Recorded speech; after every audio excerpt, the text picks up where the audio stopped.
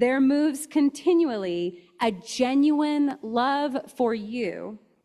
It bypasses all of your hate, all your indifference, and gets through to you at your center.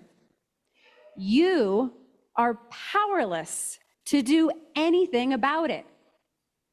You may keep alive in devious ways the fires of your bitter heart, but they cannot get through to me. Underneath the surface of all the tension, something else is at work. It is utterly impossible for you to keep another from loving you.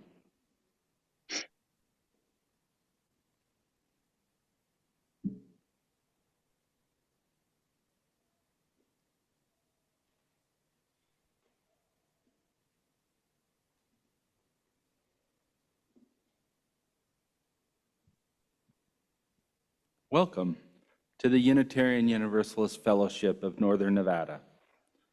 My name is Chris Pekars, and my pronoun are he, his, him. I am about 5'10" tall, with brownish blonde hair, full beard with a little salt. I wear glasses, and today I am wearing one of my favorite Hawaiian shirts made by Sig Zane, a native Hawaiian designer, and tan trousers. Whether you arrived here by foot, bicycle, motor transport, marathon evasion, or the magics of physics and electrons, your presence here is a blessing and a gift. Thank you for joining us today. We are nestled in the beautiful Truckee Meadows within the traditional ancestral territories and homelands of the Washute, Paiute, and Shoshone peoples. Consistent with our values of community and inclusion, we have a responsibility to acknowledge, honor, and make visible the original stewards of the land around us, people who continue to share these spaces where we live, work, and gather. We strive to treat this place with the same respect as those who walked here before us, and to pass it onward to future generations with reverence and humility. Unitarian Universalism is a faith not of dogma but of covenant, the promises we hold together. Our faith is centered on love, supported by the values of interdependence, pluralism, justice, transformation, generosity, and equity.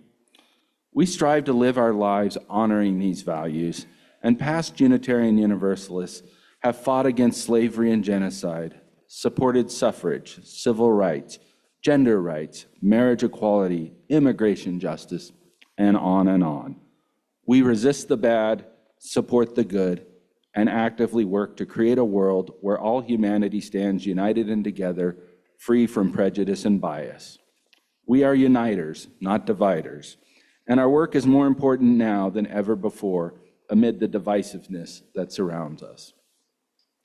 If you are new here, know that you have found a community of support and love that sees you and honors you as your true, authentic self. Should you choose to become a member of our fellowship, we will faithfully stand beside you and help you to live a life full of meaning and purpose.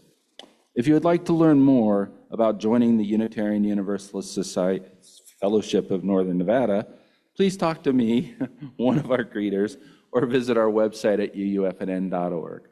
Thank you again for joining us today.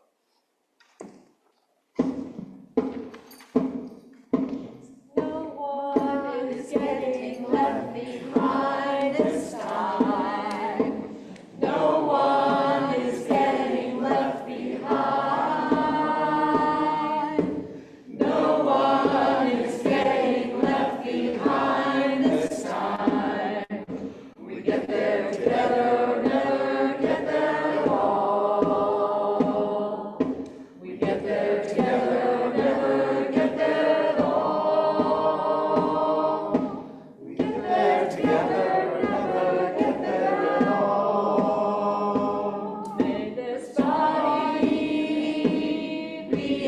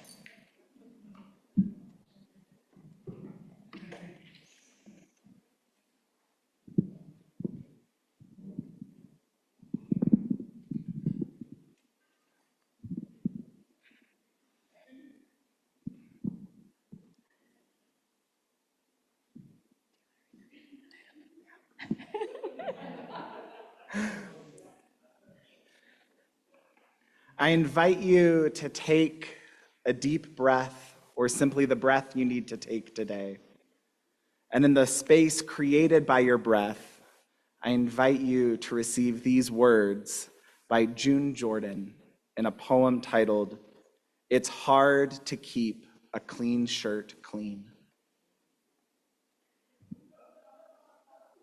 It's a sunlit morning with jasmine blooming easily and a drove of robin redbreasts diving into the ivy covering what used to be a backyard fence, or doves shoving aside the birch tree leaves, when a young man walks among the flowers to my doorway, where he knocks, then stands still, brilliant in a clean white shirt.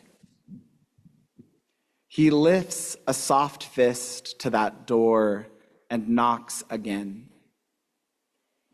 He's come to say this was or that was not, and what's any one of us to do about what's done, what's past, but prickling salt to sting our eyes.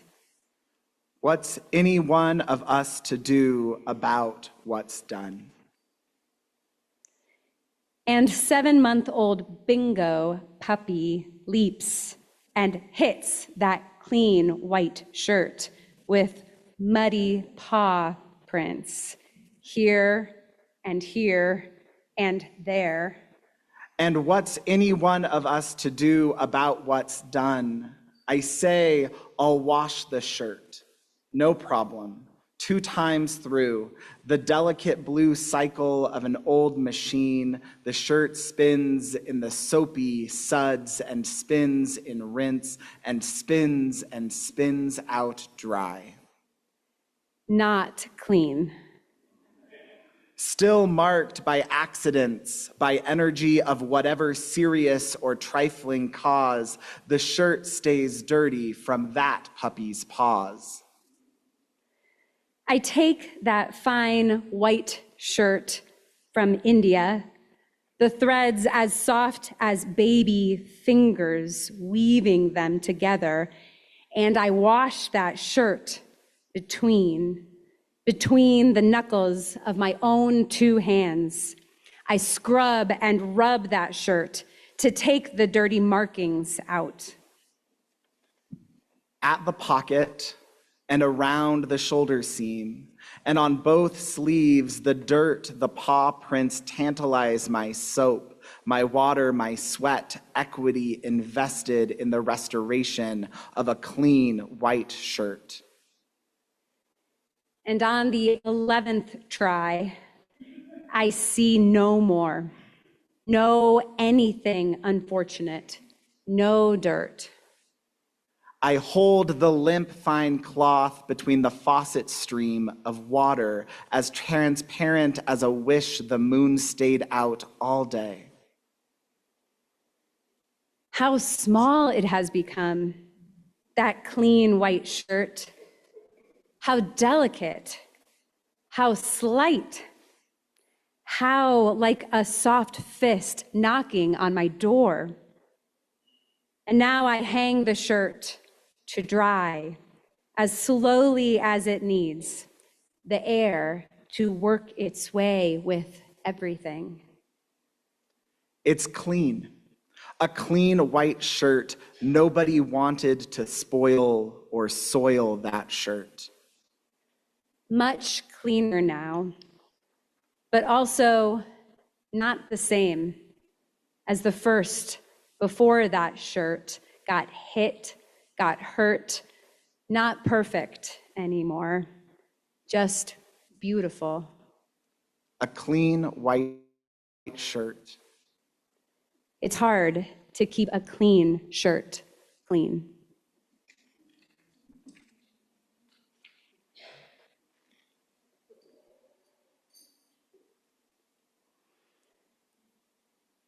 Nearly 20 years ago, an exhibit in Michigan unknowingly took the evangelical Christian world by storm.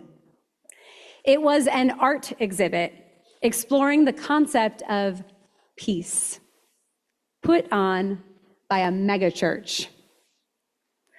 On one of the pieces of art, there was a quotation by Gandhi, someone who many in the world would name when they think of peace.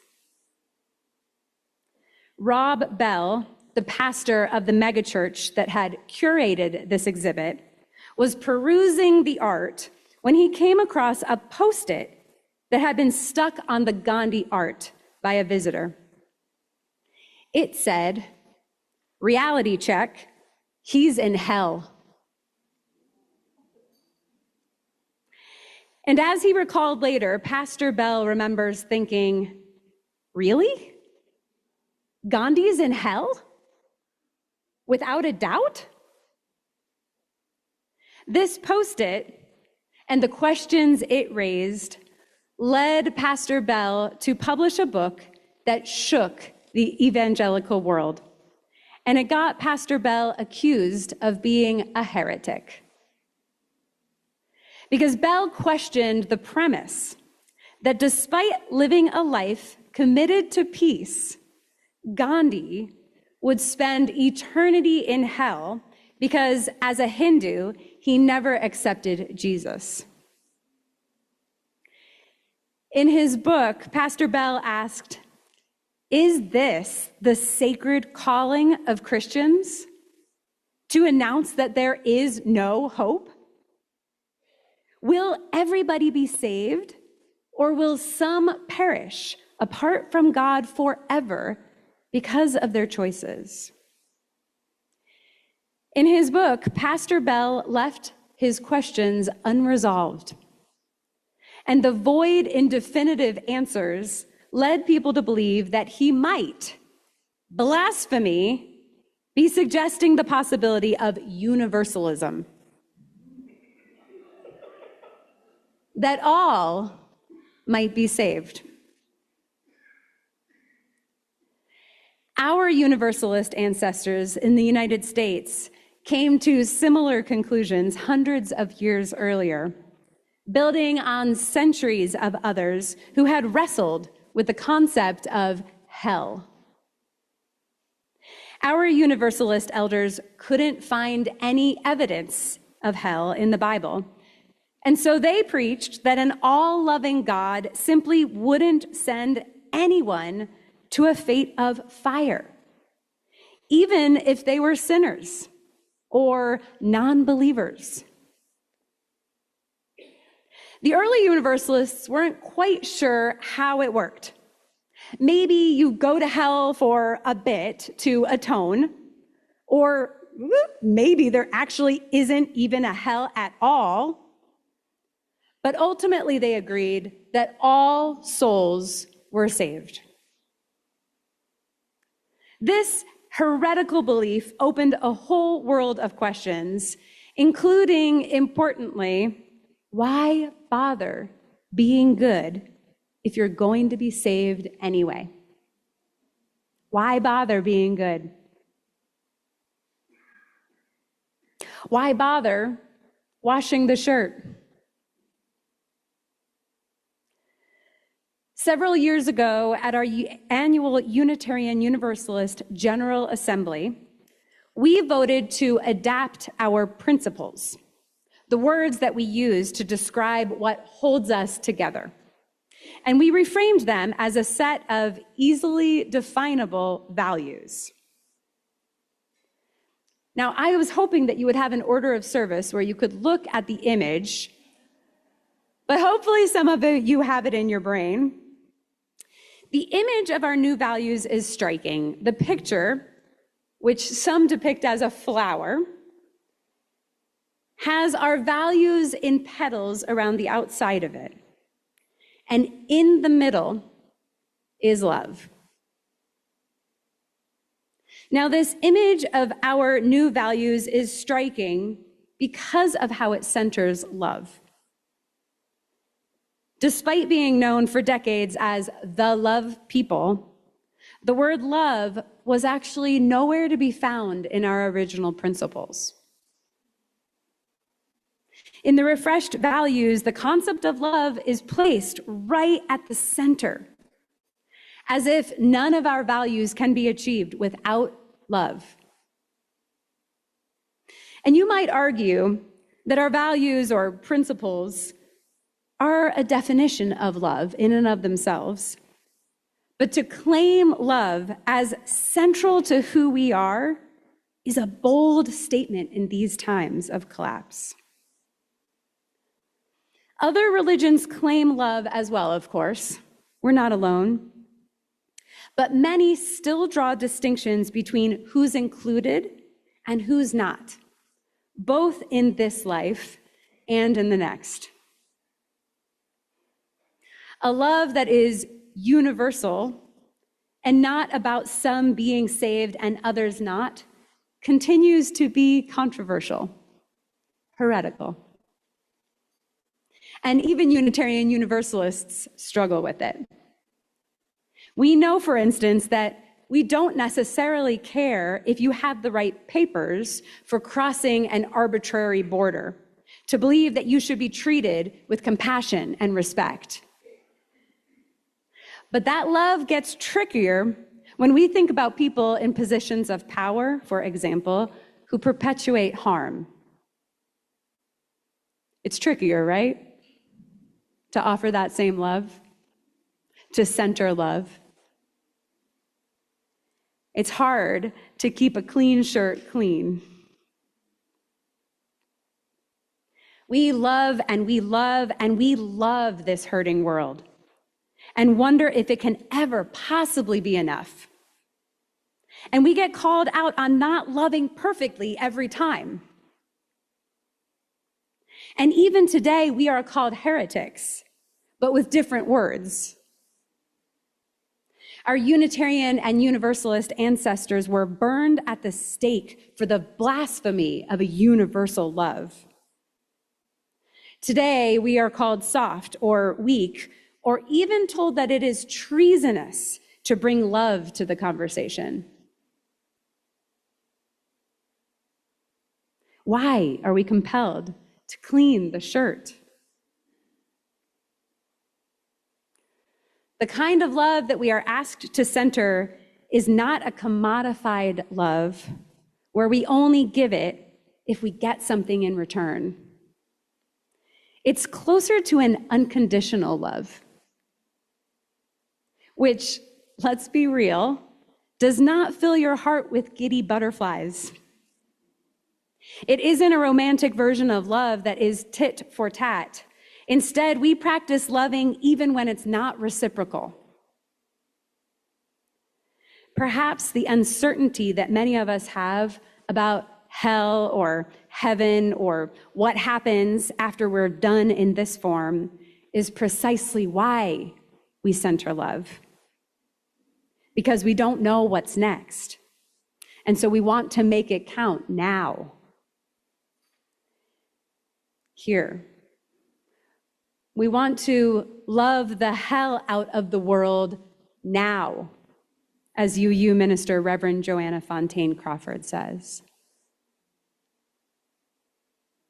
Universalist love is a faith in existence, that life is worthy of loving regardless.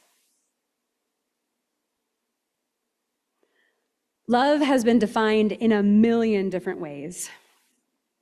But as we think of covenanting through collapse, what we might bring to this moment in time, what we as Unitarian Universalists offer in this time of collapse, I like this definition of love. We have only the world that we bring forth with others, and only love helps us to bring it forth. May it be so.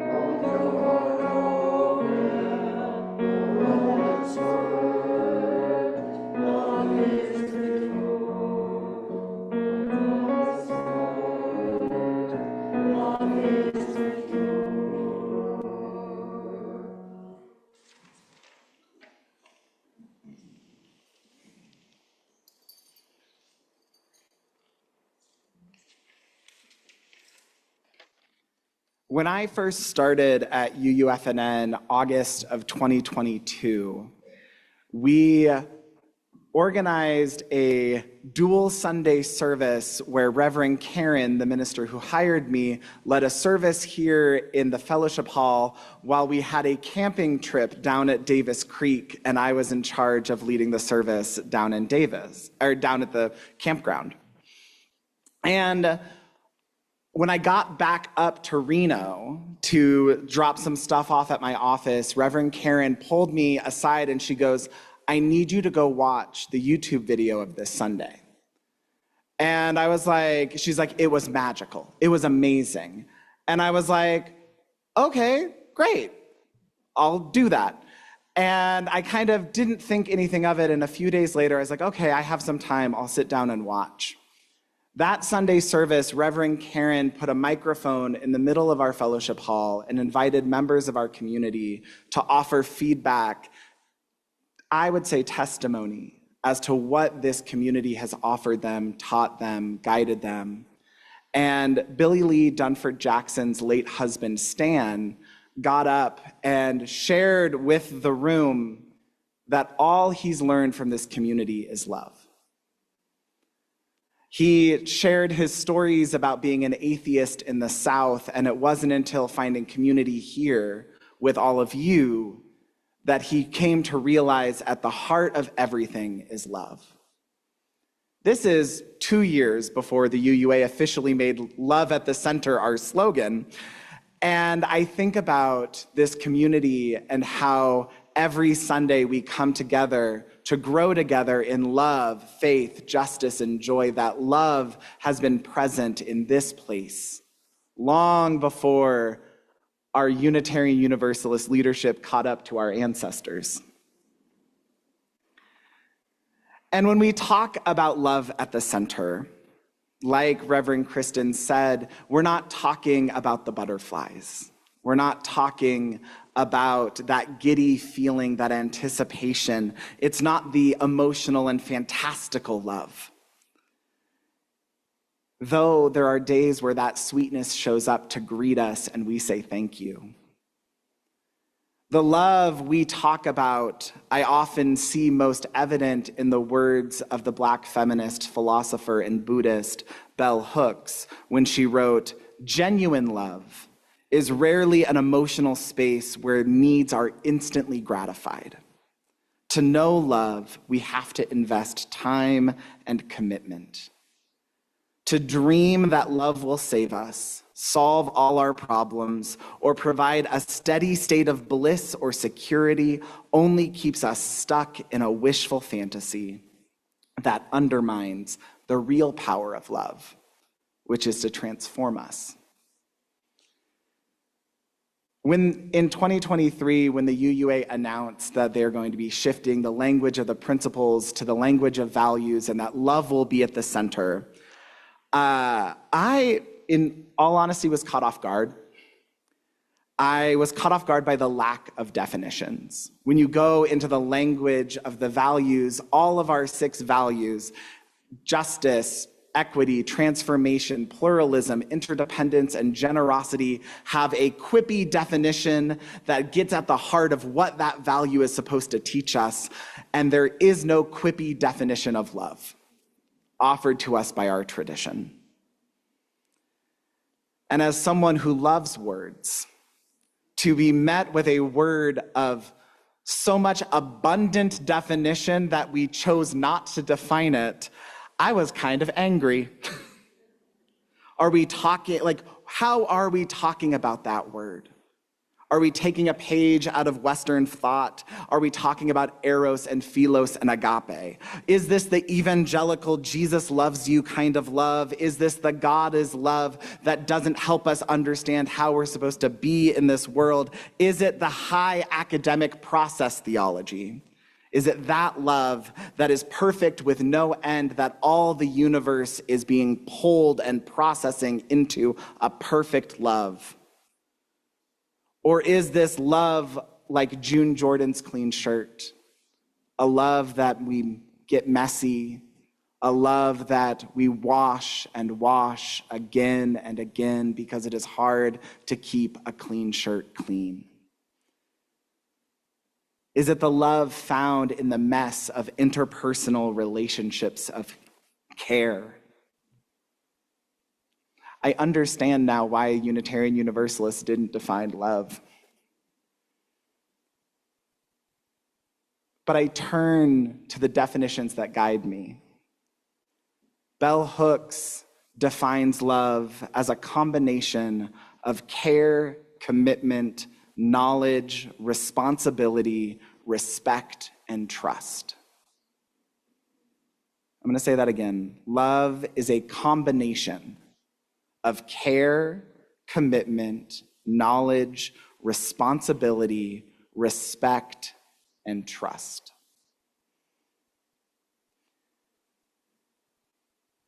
As we gather today, you might be wondering, Nathan, why are there bowls in front of you, and what does that have to do about love?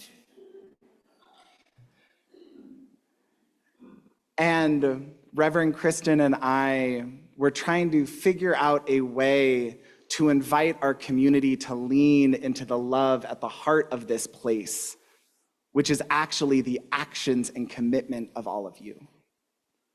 We are a community of people who show up to this place and show up to each other again and again and again, putting into practice love in all of its combinations. So what we are about to do is I'm going to invite you to come forward. Similar, think water communion, think flower communion, think standing in a line pensively. And you'll see on this table, there is a bowl of safety pins and a bowl of ribbon fragments. Each ribbon color represents a different way that you show up to this place. We all show up differently. Some of you are like, this is my first Sunday here. I just showed up. Guess what? There's a color for you. I invite you to come forward and take a safety pin and take one piece of ribbon from the bowls that reflect your commitment to this place. And get creative. I offered some defining parameters if the language is a little vague, but I trust you to accurately choose the colors that speak to your lived experience. I'm not going to police who took what. But I want you to take that safety pin, take your colors, and when you get back to your seat, I want to invite you to arrange the colors on the safety pin and pin it to your name tag, to your shirt, some way to create an outward expression of all that you offer back to this place. Think about the ways you show up in love, in that combination of care, commitment, knowledge, responsibility, respect, and trust. And once we've all adorned ourselves with our little ribbons, Reverend Kristen will guide us in our next step. So please come forward.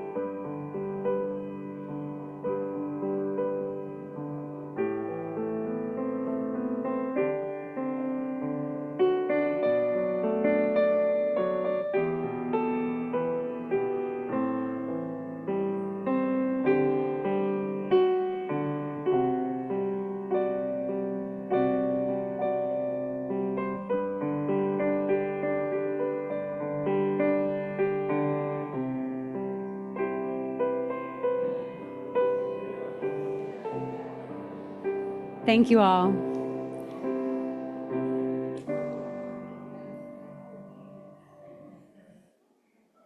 A few months ago during a sermon, I made a rough estimate of the amount of time that you all dedicate to this community.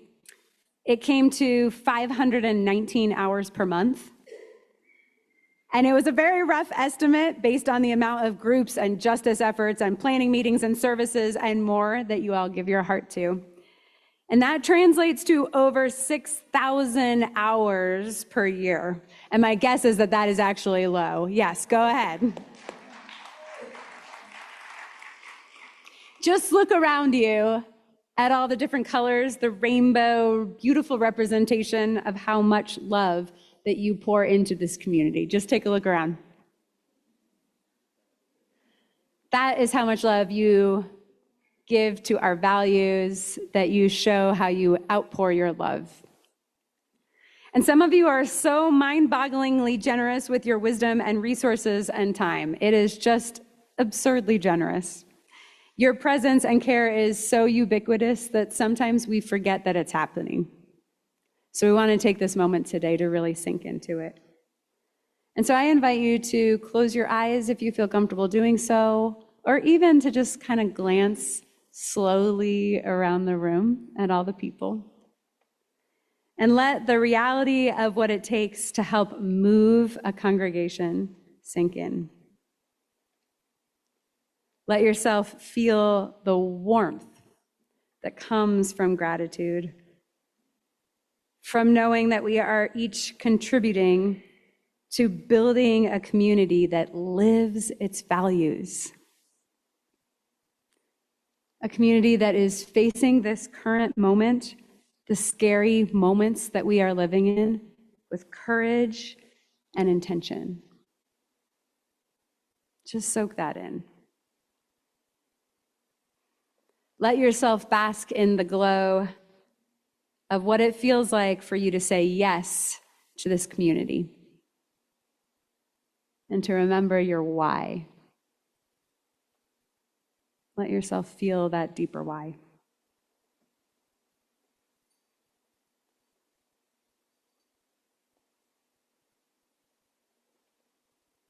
We said you don't get giddy feelings very often, but there is a giddy, joyful warmth, hopefully on all of your hearts this morning.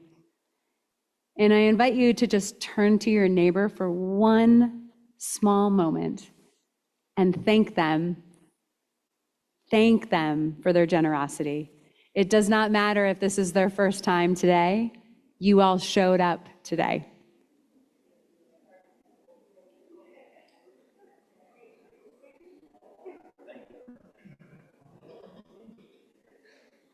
And I want to invite our treasurer, Philip, forward.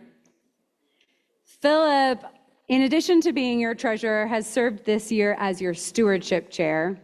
And yes, please.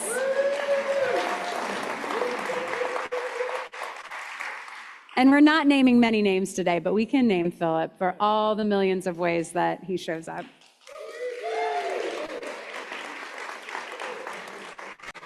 And we do also want to specifically recognize one very special person in our community today by name.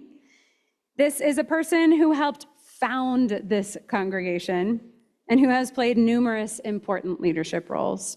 Betty Hulse is sitting right here in the front. If you want to wave your hand, or, those of you next to Betty.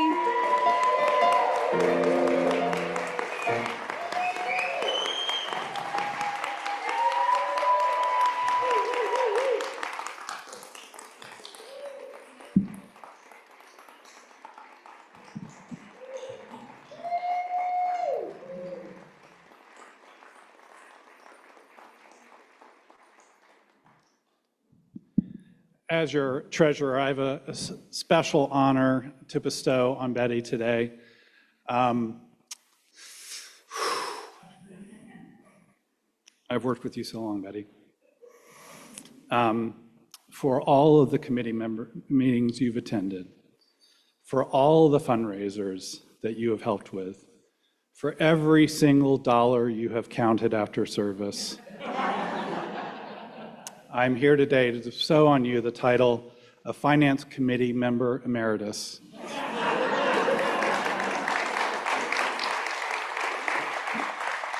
With the privilege of never having to attend meetings again, and the rights of always welcoming your opinion. On behalf of the Finance Committee, we are grateful to you, Betty. Thank you.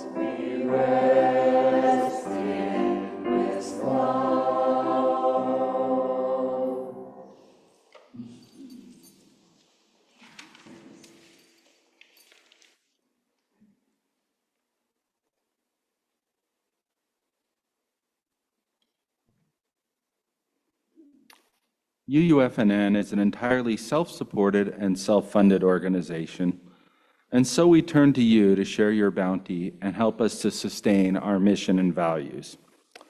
Every month, we also give a portion of our offerings to our Share the Plate recipient, reflecting our commitment to support good works beyond these walls and into our larger community. Our Share the Plate partner for May is Habitat for Humanity. Habitat for Humanity works to ensure that everyone in the Truckee Meadows has a safe, secure, affordable place to live. Literally, they build a better future, homes that give people the space and stability they need to be healthy, resilient, and free to live the lives they choose. And when people thrive as individuals, we all thrive as a community. There are a multitude of ways to share your generosity. Please see the screen behind me to see your giving options, which are also visible to those on the internet streaming sessions. And now let the offering begin.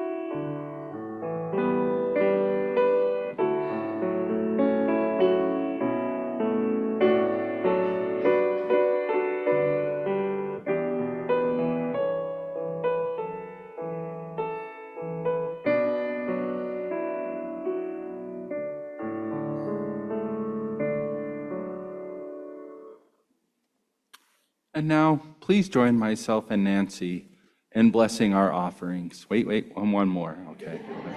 We want to make sure we bless them all. To the work of this fellowship, which is helping more people grow in love, faith, justice, and joy, we dedicate ourselves, and these are offerings. As usual, there are a lot of happenings around UUFNN, and one of my favorites is happening right after this service. We have cake in the gathering room to honor Betty Hulse. So please join us in sweets and the treat of her lovely presence. And now I'd like to invite Katie Baker forward for another important activity here and about. By the way, I'm already working on that marathon to be an event for us next year, just so you know. Okay. So I'm Katie, I'm your event coordinator, and y'all have been asking, you've been begging for concerts and special events open to the public. We've got them, okay? I've got 2 concerts coming up. One on May 31st with the Reno Tahoe Philharmonic will be here. All right, and we get discount coupons, discount tickets, so I'll get you the link to that in our e-news. Watch for that this week, okay? Number 2, and very, very, very important because they're awesome, and you guys have been begging, okay? Emma's Revolution is coming here June 6th, yes! All right, so I will be outside the door on their website for everybody at home and whatever. emmasrevolution.com, go to the concert section and hit our date. So just make sure that you're on the right date for that. It's $25 in advance, $30 at the door. And I will be also getting you connected online over here. Next week I will have printed tickets. We didn't have a printer working properly this week, so I will have printed tickets for you next week if you want to use checkbooks. But email me at events@uufnn.com if you have any questions. And let's do this. Let's sell them out, okay?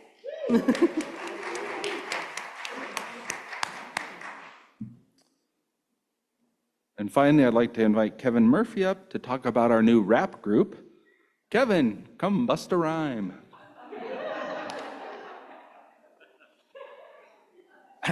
Well, in January, Reverend Kristen gathered us here to consider how each of us might covenant through the collapse in which we find ourselves living today. And in response, a legislative advocacy group formed here at UUFNN, calling itself the Rights and Policy Working Group, or RAP. Just imagine Bill Isaiah as a rapper. Its mission is to identify legislation dedicated to protecting democracy and constitutional rights and advocating for it. The group includes Billy Lee Dunford Jackson, Bill Isaiah, Chris Hyland, Nancy Ann Leader, Leah Cartwright, and one outsider, Kevin Murphy. Valerie Cook also assisted in the initial formation of the group.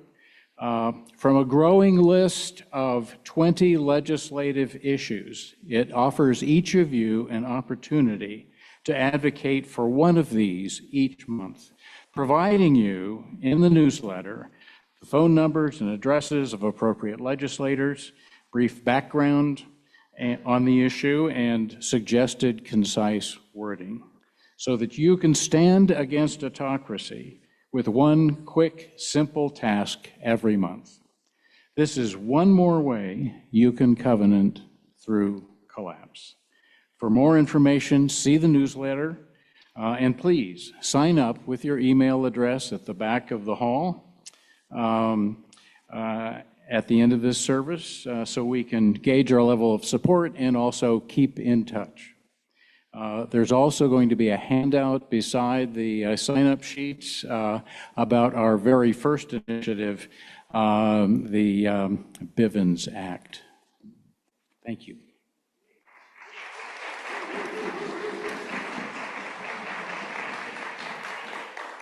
What a list of heavy hitters, huh? Now, please rise as you are willing and able for our closing hymn, number 131, Love Will Guide Us, and then remain standing for our spoken benediction. Thank you.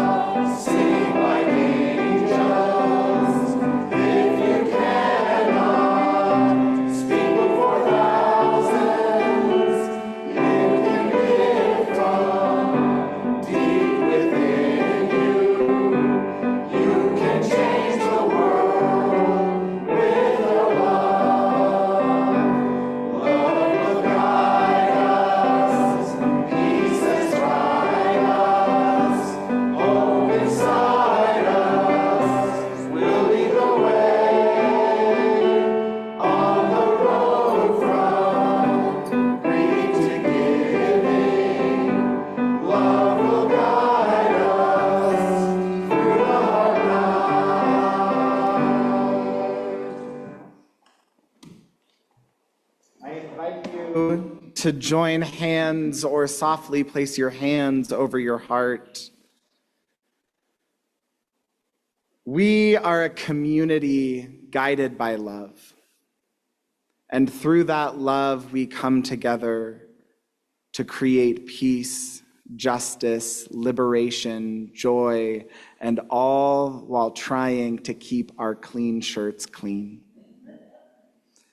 While our worship has ended, our service is just beginning. Go with love. Amen, and blessed be.